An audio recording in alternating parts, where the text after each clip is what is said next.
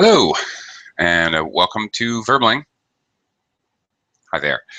I'm teacher Oakley, and for the next hour, we are going to be learning some vocabulary, specifically vocabulary related to talking about happiness and sadness. Obviously, we're going to be looking at quite a few adjectives to describe emotions. But we'll also look at some colloquial phrasing, the way that we construct sentences to talk about happy and sad. We'll be doing this through a mix of different exercises, fill in the blank, mix and match, and so forth, picture exercise. Students will take turns doing the exercise, and as we proceed through the lesson, we'll have some conversation as well.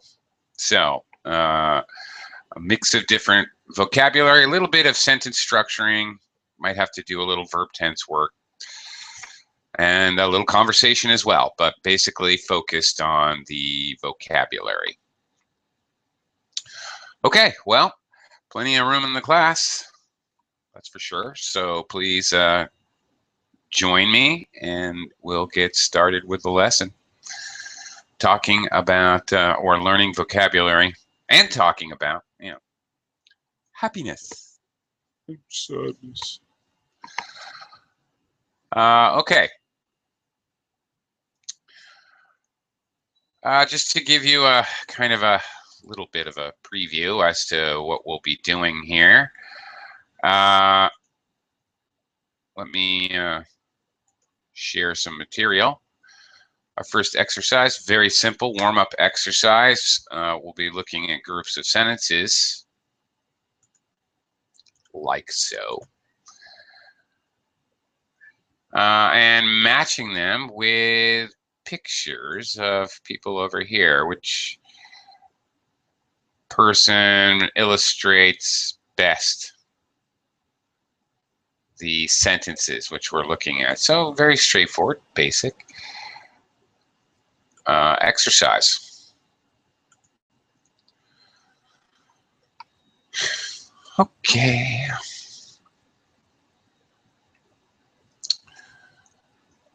All right, come on in, students, and we'll get started with today's lesson about happy and sad. Tomorrow, by the way, at this same time slot, we'll be talking about anger. We'll be looking at vocabulary related to anger and having some discussion and conversation about what makes you angry, what makes us angry. Okay, well,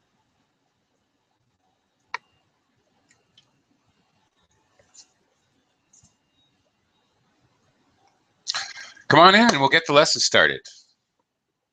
Talking about happy and sad. Let's get started here. I could do the lesson myself, but pretty sure I know all the answers. So come on in and join me here, Verbling viewers, and we'll get the game underway.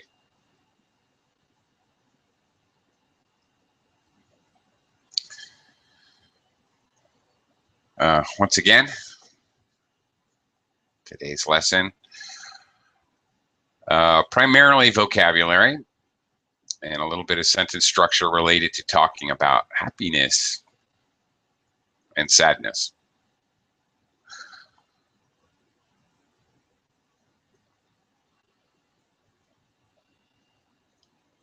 Okay, well, where's everyone today?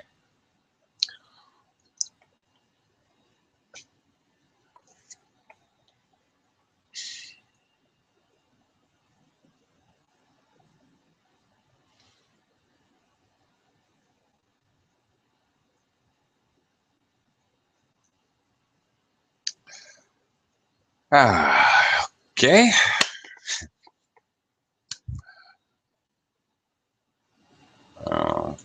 Still waiting for students to join the class.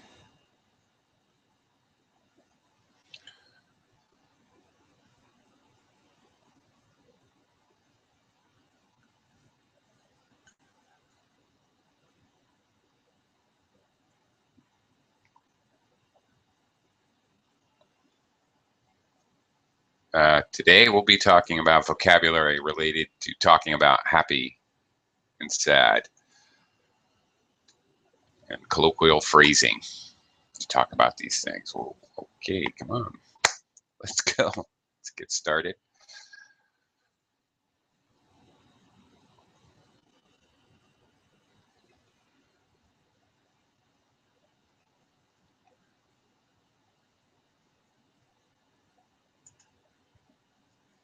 All right, well, guess I'll have to do the exercises myself. Okay. First exercise, we're going to compare sentences. I have 3 sentences. Students will read these simple sentences. I'm a bit disappointed. I'm not very happy. Could have done better. And match them with the appropriate picture over here. Notice the letters A, B. Goodness, she's crying on a dead bird. Which one best matches A, B, C, D? A little disappointed. I could have done better. I don't know. You pick. I would pick C myself.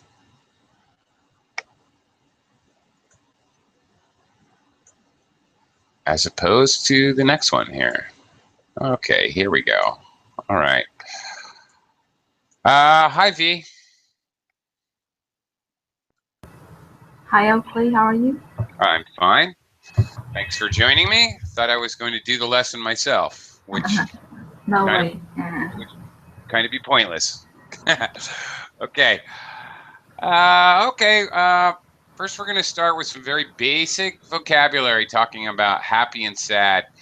A little mix and match exercise. So go ahead and read the sentences, and then we'll see if we can pick a picture, which both illustrates. Yeah. Go ahead. I'm a bit disappointed. I'm not very happy. I could done better. Okay.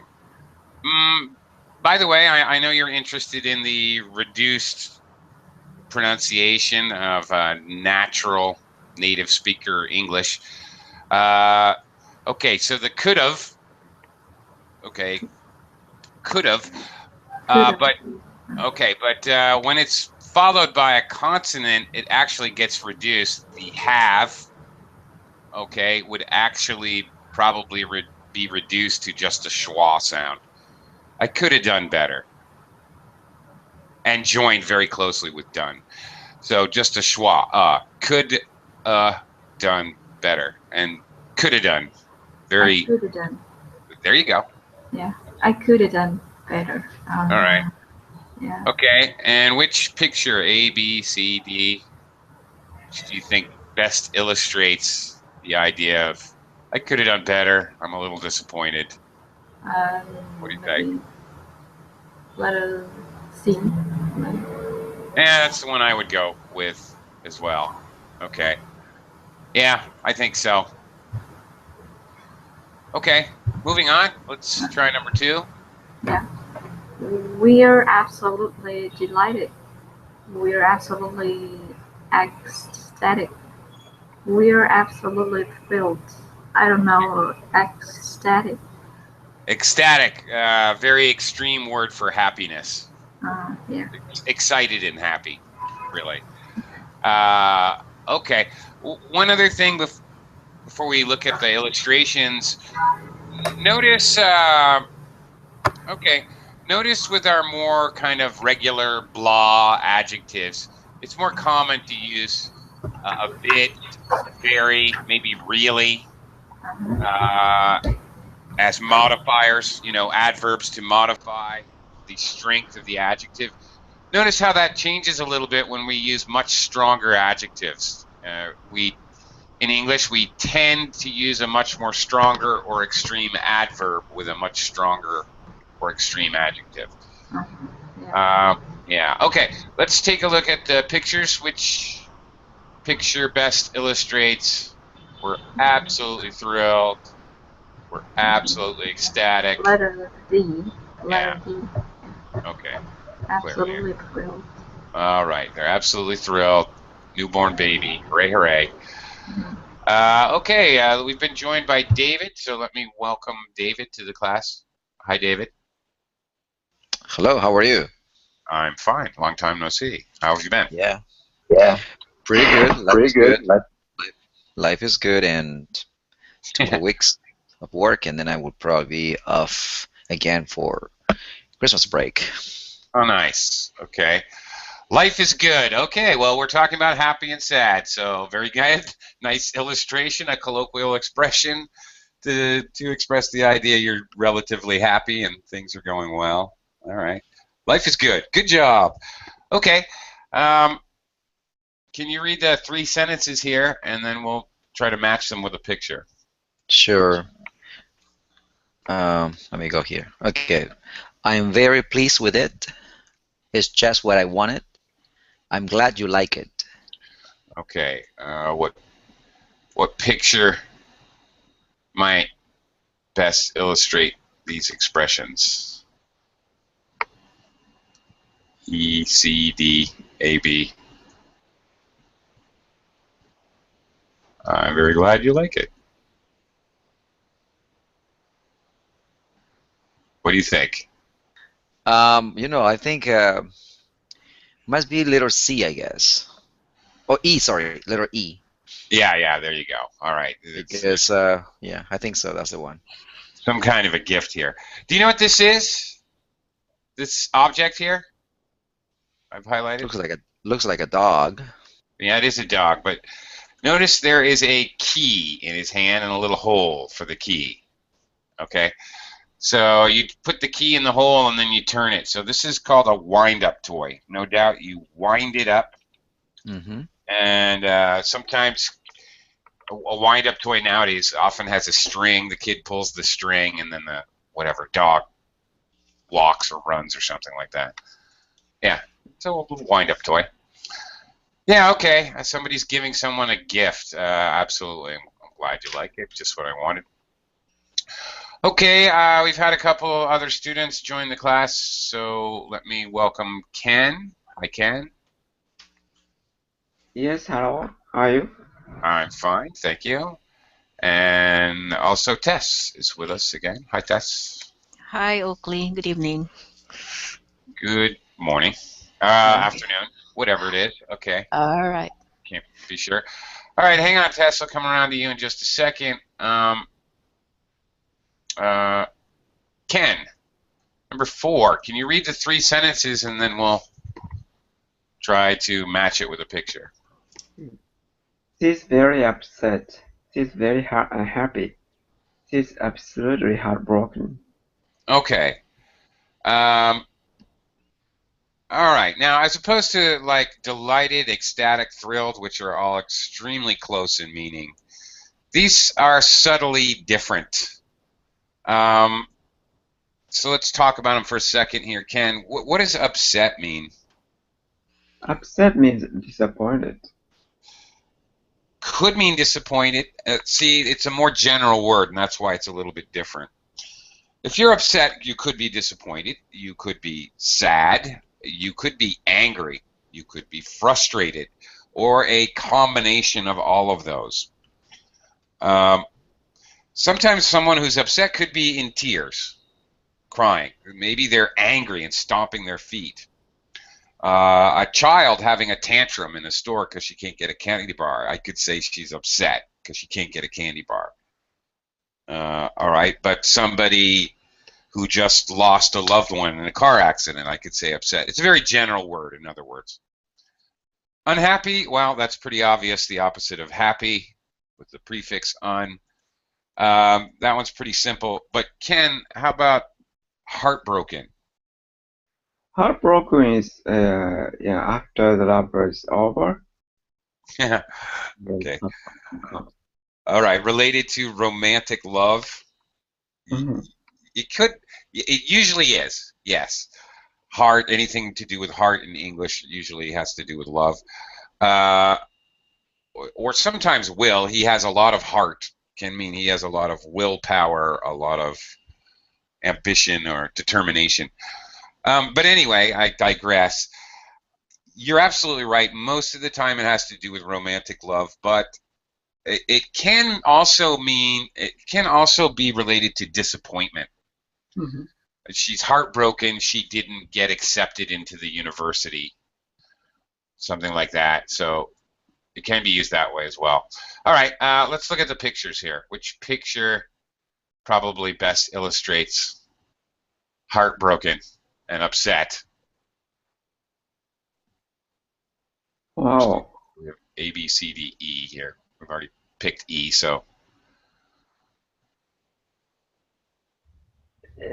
S, B is like I don't know, almost similar.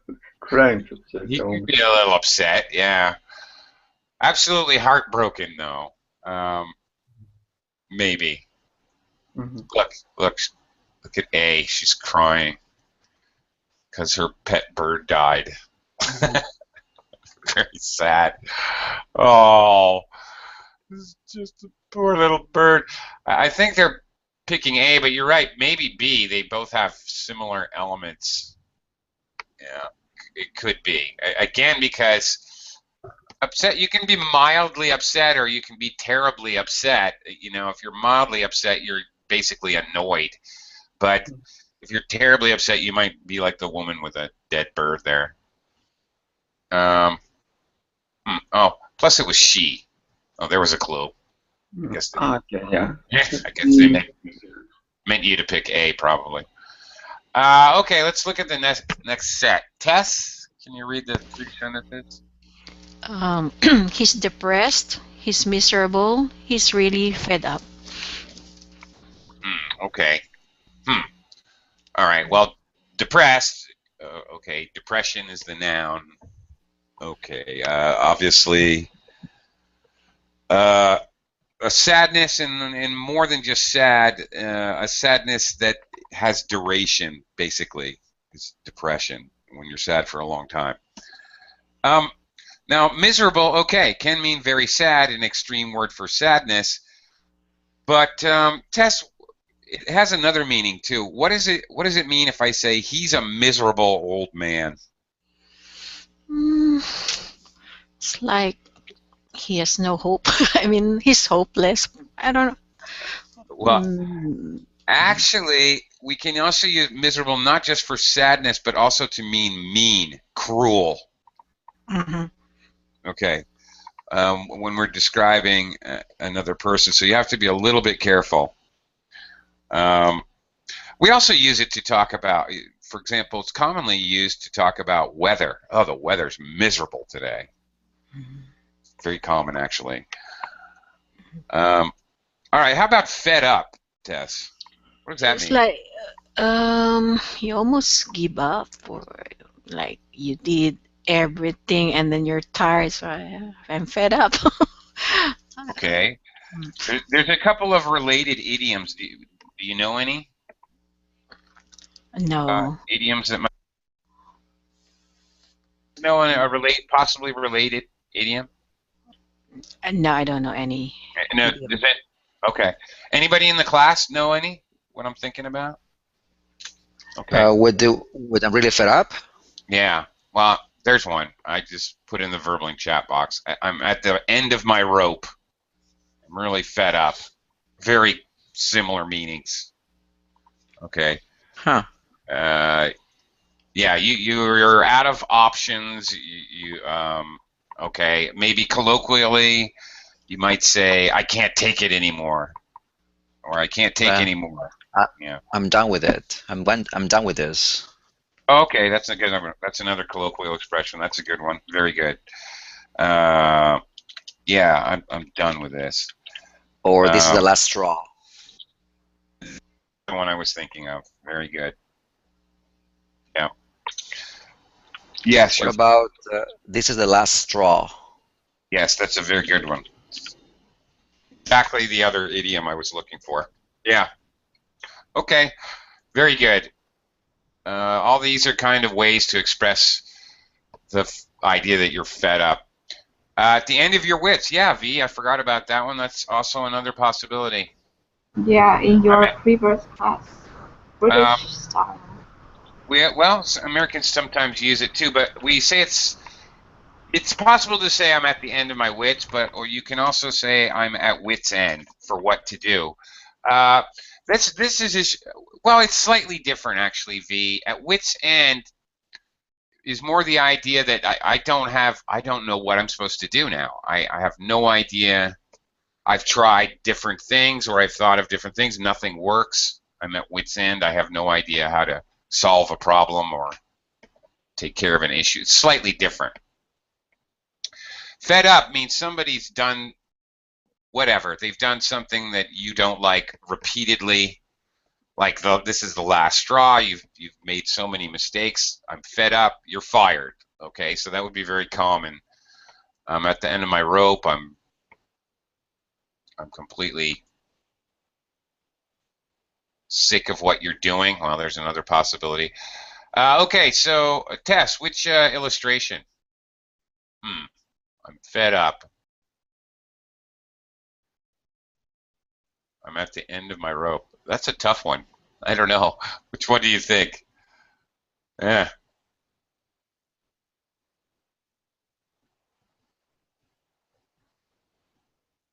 Tess, are you there?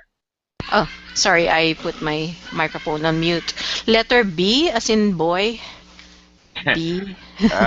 Maybe. I can't really tell if it's B or C. They both don't look too happy. Yeah. B looks more worried. Mm. Yeah. Okay. C looks a little more angry. I don't know. All right. Fed up, by the way. Yes, it has to do with sad, but for me, it actually has more to do with angry. Somebody who's fed up is kind of angry. Okay, and we looked at a few kind of idiomatic expressions, so let's look at a few more to talk about people's moods. Let's do a little fill-in-the-blank exercise here. V, using these words up above. Please read the sentence and fill in the blank. We won 3-0 today. It was a great result. We are over the moon. Over the moon, yeah. Obviously, very happy here. Yeah, over the moon is an idiom for very happy. Great. David, number 2. Number 2, my dad was killed in a car accident when he was 30. It broke my mother's heart. Sure. Yeah, okay. So something tragic, a major painful incident can break your heart, or again with the heart and love, can have to do with romantic love. David, have you ever had your heart broken? Many times. Yeah. Okay, I can relate, man. But I have also broke some hearts too, so. Okay. Well, okay, that's interesting. All right. Can also be used in a noun form, a heartbreaker. Somebody who breaks other people's hearts. This is often used to talk about, like, for example, you see your friend's little daughter, maybe she's, I don't know, 5, 6, 7 years old. She's really, really cute. You might say, oh, she's going to be a little heartbreaker when she grows up. Very common. It's actually more used to talk about young girls than anybody else in that kind of playful way. All right, moving on. Ken, number 3. When we managed to get tickets for the only UK concert, we were jumping for joy. That's it. Joy, another word that means happy. Jump for joy is another expression. Okay. Some people actually do physically jump up and down when they're excited and happy. Yeah. We jumped for joy. Okay, you use this expression when you hear about good news or something, when something well, something exciting happens. Okay, test number 4. I knew she was upset, but it took me by surprise when she suddenly burst into tears. Ah, yes. She burst into tears. What else can you burst into? Test. Mm, wait. Burst into Burst into. sadness. Sadness. No, Burst no. burst into. I don't know. You, okay, interestingly, as far as emotionally, you can burst into tears or you can burst into laughter. Suddenly, unexpectedly laugh or suddenly, unexpectedly cry. Or, you can burst into a room. You suddenly, quickly, violently come into a room. A pile of rags can burst into flames. Suddenly, quickly catch a fire. All right. So, okay. So this burst into is both used for physical things and really to express emotions, burst into tears, burst into laughter. Okay. We've had another student join us. Hello, Marco. Welcome to the class. How are you? Hi, teacher. Good night. Hello. Fine, thank you. Great. Okay. It's afternoon where I am, but good evening to you. Yeah, exactly. Okay. Generally in English, Marco, we say good night when we're saying goodbye, and it's nighttime. Okay, yeah, sorry. Good evening. There you go. As a greeting, we would probably say good evening. Okay. Okay. All right, Marco, we've got some words up above here. Please read sentence number 5 and do your best to fill in the blank. Go ahead and read this sentence. Okay. I can't believe how lucky I am. I'm so happy. I'm on top of the world. There you go. On top of the world. Okay. Like over the moon, on top of the world. Very, very happy about something. Okay. Marco, have you ever been on top of the world? Not really. Not really. Well, you'll have your chance. I think so, but in this moment, no. Okay. Well, every dog has his day. Yeah. That expression that we have in English. Every dog has his day. Everybody has their chance. Everybody has their 15 minutes of fame, whatever. Okay, one note about top of the world. It can have to do with a particular situation. Oh, I'm on top of the world. I just won the lottery. Great. Or it can be used to refer to success in a more general way. Oh, I just read today in the news Mark Zuckerberg had his first child, and he's decided to donate a lot of money from Facebook. He's on top of the world now. All right, he's very successful. Everything's going right for him. Like that. Okay, let's look at some verbs which we use when we talk about people who are happy and sad. Same idea. Fill in the blank exercise. So V, let's jump right in with number 1 here. Come on, everybody. Smile. I'm trying to take a picture. Yeah. V, do you know the common expression that we say when we want everyone to smile? In English, American especially. Say cheese. Say cheese. Say cheese. Yeah. You know why we say cheese? Yeah, because when I was cheese, so we broaden our mouth and expose the teeth. That's absolutely correct. And there you go, everybody learning English. When you have a long E sound, you have to smile when you say that. There's a reason we say cheese. Okay.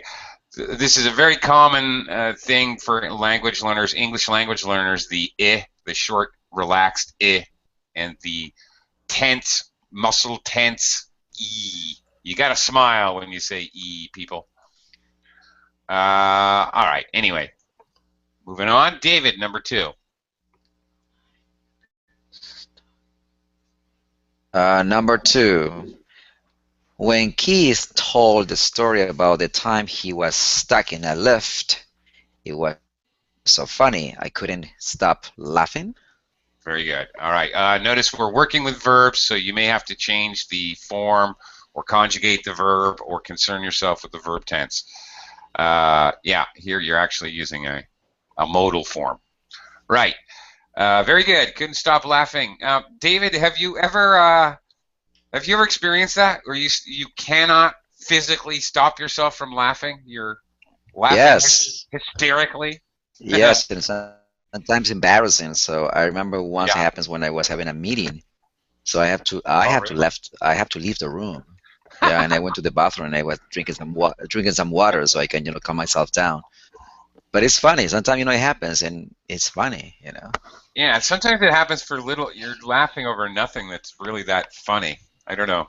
I Right. think maybe physical in some way. I don't know. Do you remember? Do you Right. happen to remember? Like, I remember the same thing happening to me in a class when I was younger. I don't know, 8th grade or something, whatever. But I don't even remember what we were laughing about. Can you remember why you were laughing uncontrollably? Well, I think it's because somebody said something. I think it was one of the in the meeting, and it was funny because she said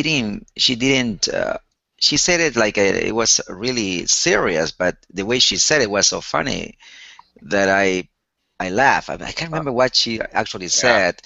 there So you when go. I laugh, like I giggle a little bit, and then everybody turn around and and it makes it even more funnier for everybody, at least for me. So I say, excuse me, I need to leave, and I left, and I was laughing so hard. And people thought maybe I was crazy or something, but the idea that they thought I was crazy makes me even, it makes it for me was even funnier. So anyway, Yeah, but that was funny. it happens. All right. Ken, let's move on to number 3. Diana's very upset. I can hear her upstairs, blank in her room.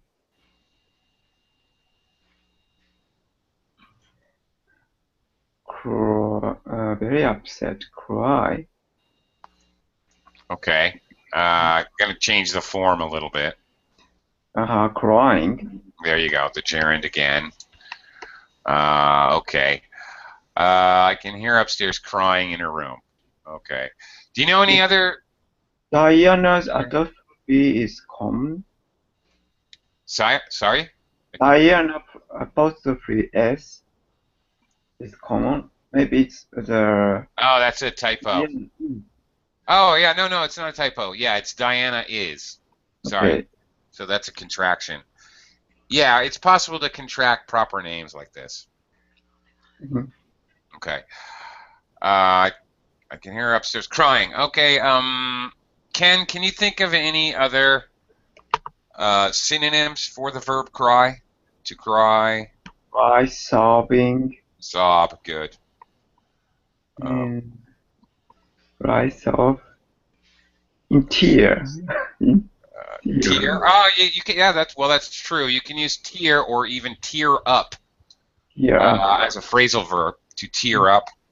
Oh, I started to tear up because the movie was so sad. Okay. Yeah, cry, sob, whimper. Very soft crying is whimpering, like a puppy dog whimpers. Yeah. Okay, moving on.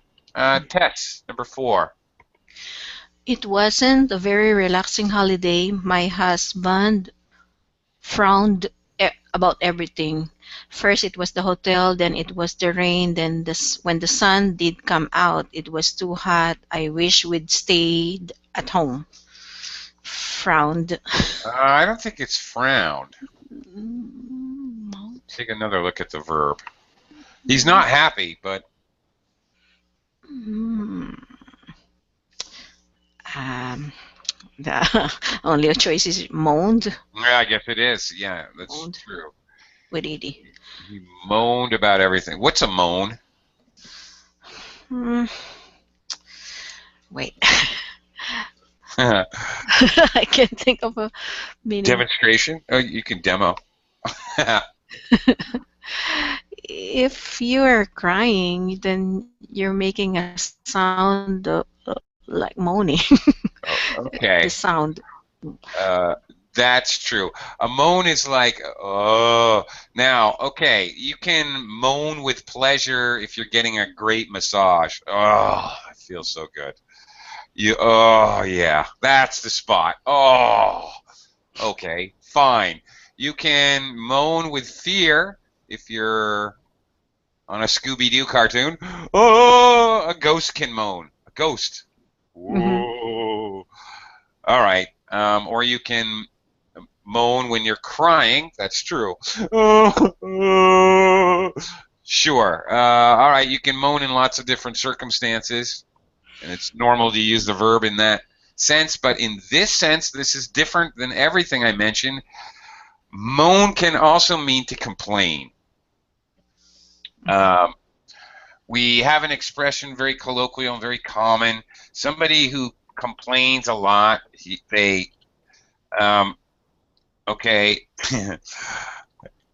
okay, they blank and moan, a kind of impolite word that means to urinate. Stop pissing and moaning. Okay, this is very common, probably more common than just say moan, really. Okay, somebody who complains about everything. Right, which is the sense here. Okay, Marco, number 5. Okay, why do you keep? I can see the page.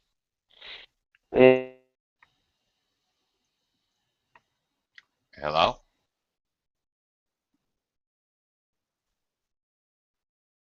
Hello, Marco? Oh, lost you for a Yeah, second. I'm here. Yeah, okay. Yeah. I hear you now.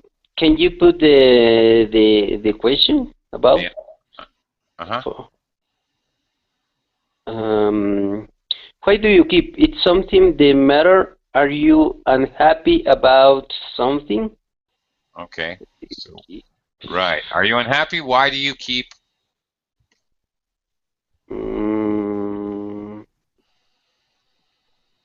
Frown, Yeah. but I don't know what is frown. Frowning. Turn that frown upside down, Marco. Frown is the opposite of a smile. You see it on Okay. the emoticons, when you push the right, which is which? I always get it mixed up. All right, you push the 0 with the shift key, you get a smile emoticon. You push the 9 Okay. shift key, that's a frown emoticon. So turn that frown upside down. A smile is the opposite of a frown, generally in English, thought to be, and they in fact kind of are opposites when you're texting emoticons to your friends. All right. Okay. So, okay, we are now going to do another fill-in-the-blank exercise. We're going to complete a letter with these words and phrases here. Okay, taking a quick look. Missing, lonely, homesick. All right, I think we can probably guess the context of the letter. And here it is. So I'm going to have you guys read until you get to a blank and then fill in the blank as best you can. V, can you start us off? Yeah. Dear Doma, life here in England is very different from Brazil. The food is nothing like ours. All the pubs close at 11 o'clock. I haven't made many friends yet. Sometimes I feel a little, no, a bit lonely. Okay. Maybe I feel a bit lonely. Yes, that fits perfectly, or possibly another word would fit too. Homesick. Homesick. All right. V, have you ever been homesick? Yes, I have many times. When Yeah. I worked far from home, or When you worked far from sometimes home? I went travel, but I still miss my home. Okay. You miss your home, you miss your family, you miss your friends. That's the idea of homesick. Yeah, not sure either one would actually fit. Now you slip of the tongue. You said I feel a little lonely, a little homesick. Actually, that would perfectly fit there as well. Oh, okay, good job. Moving on, David. Yes. If I think about Rio for too long, I start to feel quite lumsick or homesick. Homesick. Yeah. Now, okay, lonely and homesick. I feel a bit lonely. I start to feel quite homesick. I feel a bit homesick. I start to feel quite lonely. They could or, be or, interchanged. or depressed. Depressed. Yeah, could be. One and two here. Those two words probably could be interchanged without much of a problem. All right, Ken. Moving on. Okay. Next paragraph. Yeah. It really is all quite interesting. Now and again, I go out with the other students in my class, but I spent most of my free time by blank. I went to the cinema. Okay, I spend most of my time by what? By myself. Yeah. Okay. What's the difference between by myself and all by myself? All by myself. He did it all himself. Yeah. Okay, these are both common constructions in English. All by myself just adds emphasis to the fact that you're alone. And all by myself is often used in constructions where we talk about we created something, made something, did something. Oh, I made this sculpture all by myself. It's very common um, in those kinds of structures. Uh, okay, moving on. Tess, next sentence. Okay. I went to the cinema on my own on Friday night. I've never done that before. Okay, all by myself or on my own? On my own. Yeah, On my own. definitely on my own is the what we're looking for. Okay, Tess, have you ever gone to the cinema on your own? Yeah, I think so. Yeah, one or twice. Once Maybe. Yeah. or If twice. I really like the movie and there's nobody, none of my friends is available to be with me, so I go to the cinema to Yeah, watch. nothing wrong with that. Mhm. As you know, Tess, I now live in the Philippines, and when it's really hot, It's uh, always hot. which, yeah, okay, but when it's really, really hot, especially Mhm. when the power goes out, the best Oh. place to go is the cinema because the coldest place in the Philippines is the cinema. I don't know why. I've been all over the country, and every cinema is like a refrigerator inside. Yeah, I Yeah. agree. I I don't know what. mostly, I Yeah. was mostly frozen in Philippines cinema. Yeah, Hmm. it's the coldest place. If anybody ever comes to the Philippines, Yeah, if it's you want to awful. cool down, go to the cinema. Yeah, there are a lot of people in the malls. Yeah, because it's cool and the power doesn't go out because they have emergency generators. Okay, Yeah. yeah. All right. Marco, actually, if you would, Marco, can you actually finish the whole thing? You can do both blanks because it's only one sentence. Please. Um, I'm really blank you and I am blank forward to coming home next month. Okay, let's see. I'm really blank you. I am really blanking you. Um, mm, I'm really mm, missing you. Oh, yeah, that's it. Okay. Yeah, I'm really missing some. If you miss someone, okay, you want to see them again. Yeah. Mhm. Yeah. All right. And last, I'm really blank forward to seeing you again. Mm, looking Yep, that's it. All right. I'm really missing you, and I'm looking looking. forward to coming. Yeah. All right. And okay, just quick note about look forward to, meaning to anticipate in a positive way. Absolutely. I mean, you can make it yet negative by saying not, or, I don't look forward to the test on Monday, something like that. But to anticipate, this is a 3-word phrasal verb. You really need all 3 words. Look forward to, or else it doesn't actually work.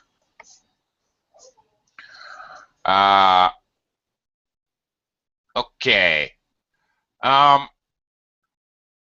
Okay. Hang on. Let's do another exercise over here.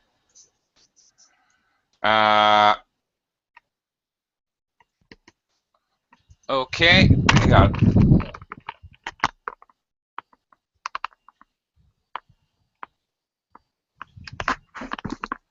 Okay. Moving on. All right. Happy or sad? Let's see. So looking at the following expressions and decide if you say them when somebody is happy or sad. And then we'll look at situations. Okay, so we can zip through these here. V.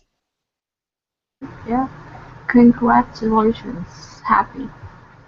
Definitely happy. What kind of situations do we say congratulations? When they welcome a newborn or they pass the Okay. exams. Pass the exams, welcome a newborn. Okay, there's a couple good examples. Great. David, number 2. Number 2, what's the matter when you're sad Okay, what's the matter? or upset or Okay, frustrated? is there any other situation where you say, what's the matter? When Or you're not, really, what's the matter with what's you? right? It's when you are acting maybe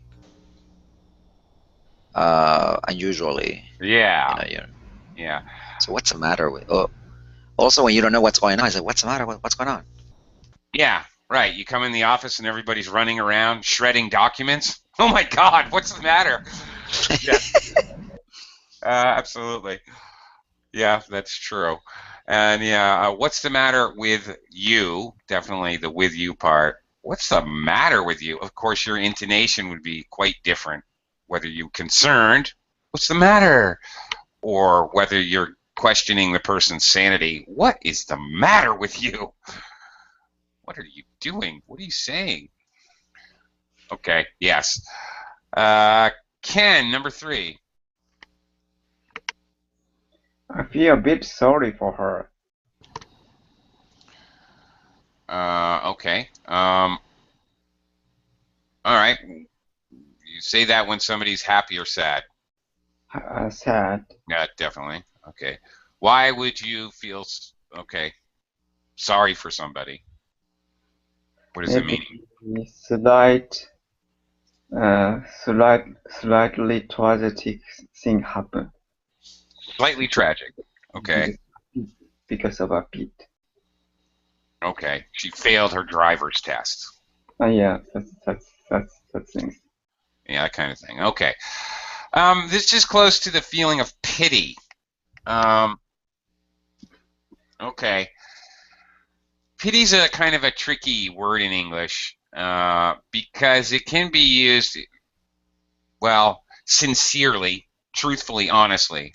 Oh, I pity for her. I pity her. I feel bad for her. I feel sorry for her.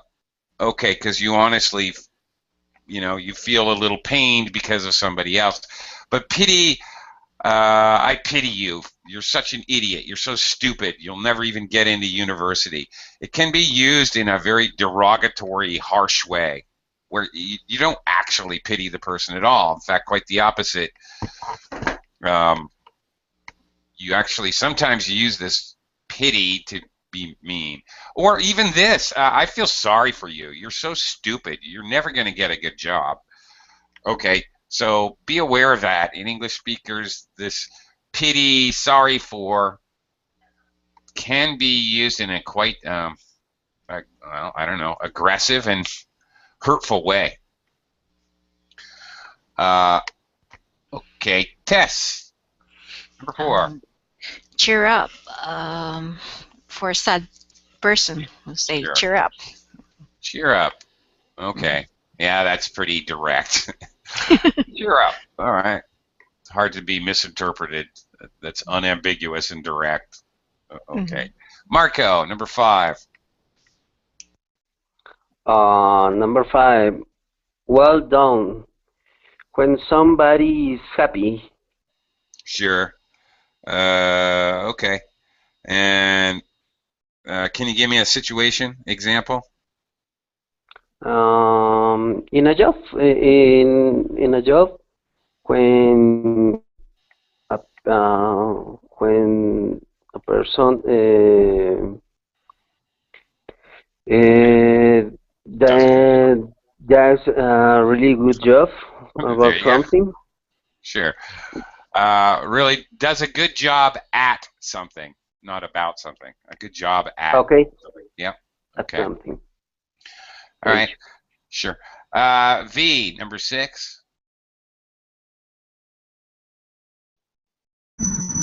I'm really sorry to hear that. Sad. Okay. And can you give me a situational use, maybe? When somebody's relatives just passed away. Okay. Somebody's relatives pass away, not get passed away. Yeah. Okay. Yes.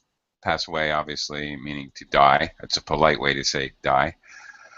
And okay, well, the last one here is pretty, very much, I kind of already discussed it.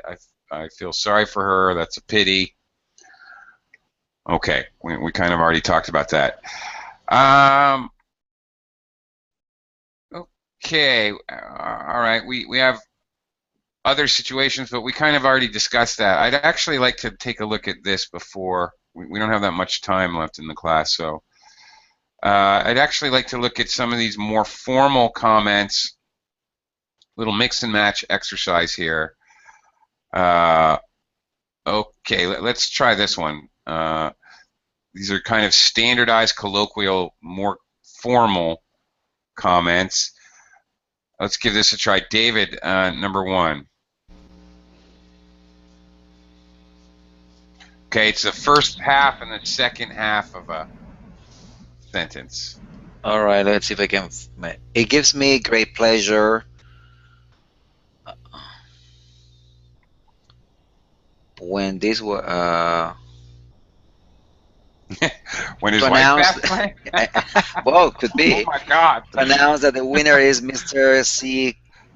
Goff. Yeah, very good. That could be when his wife passed away. Maybe you hated her so much, Yeah, I was being honest. I was very happy. Okay, well that was be a little weird. Okay, where would you see this? It gives me great pleasure to announce the promotion of Robert to Vice President. It gives me great pleasure to introduce Mr. President Barack Obama. Okay, this is a standardized introduction. I guess I answered my question. Yeah. All right. Yeah, a very normal, formal, standard introduction. gives me great pleasure to introduce to you the one and only Billy Shears, Sergeant Pepper's Lonely Hearts Club Band. Ken, hi. Number 2. Okay. He was overcome with grief. Overcome with grief that I felt when his wife passed away. Yeah, of course. Yes. Standard kind of phrasing here, overcome with grief. Okay. Possibly you might hear overwhelmed with grief as well. Pretty kind of a standard phrase. Obviously, stressing grief is sadness. Okay. Tess, how about number 3? We wish you great joy and happiness in your future life together. Okay. And where would you say this? Where would you hear this? The newlywed Yep. newlywed couple. Yep. This is a pretty standard toast. Pretty standard toast at a wedding reception. Pretty standard. Yep. Absolutely. Or it's basically a toast. You might hear a variation for other things. We wish you great joy, and I wish you great joy and happiness in your future, in all your future endeavors, maybe for like a graduation. Okay, there's a couple of variations, but basically this is a toast. Or anniversaries. Maybe. Anniversaries. Yeah, exactly. Okay, Marco, number 4. Okay, number 4. It was with great sadness. Okay, oops, sorry.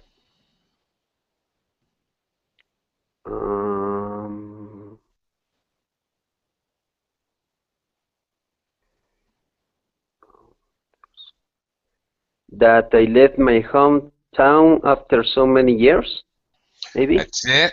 All right, the kind of standardized phrasing it was with great sadness that it possibly could be it was with great joy that I accepted the nomination. Okay, it was with great whatever emotion that that's the kind of standardized colloquial phrasing. Yeah. Okay. Number 5, V.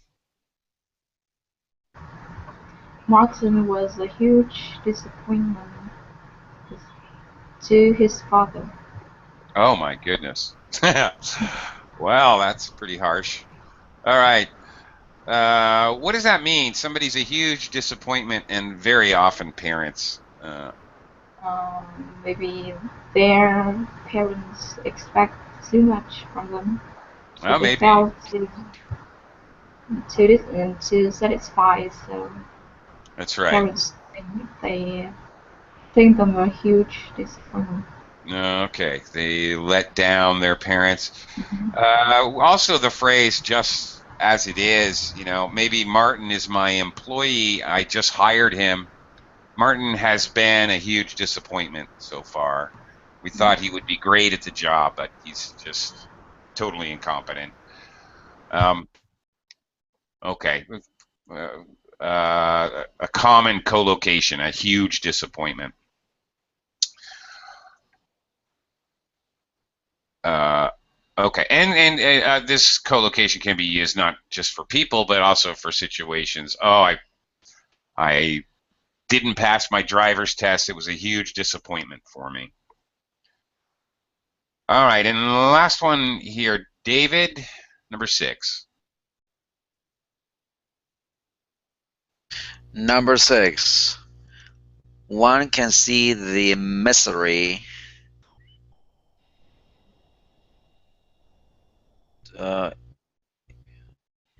in your future life together. Funny. Okay, that would be like an evil toast. Right. Yeah. Okay. Very formal. This phrasing. One can see the misery. Actually, the real answer, David. One can see the misery this war has caused on every street corner. This is very formal. You might see this in newspaper articles and the like, or in textbooks. Using one as the subject noun to talk about anyone, actually. Quite formal. Usually in writing, we don't normally express in speaking this kind of one can see phrasing. It's a little out of place, a little weird for speaking. Okay, we're out of time, so I would like to thank all of you very much for your participation, and you guys all have a great day. Maybe I'll see you a little bit later.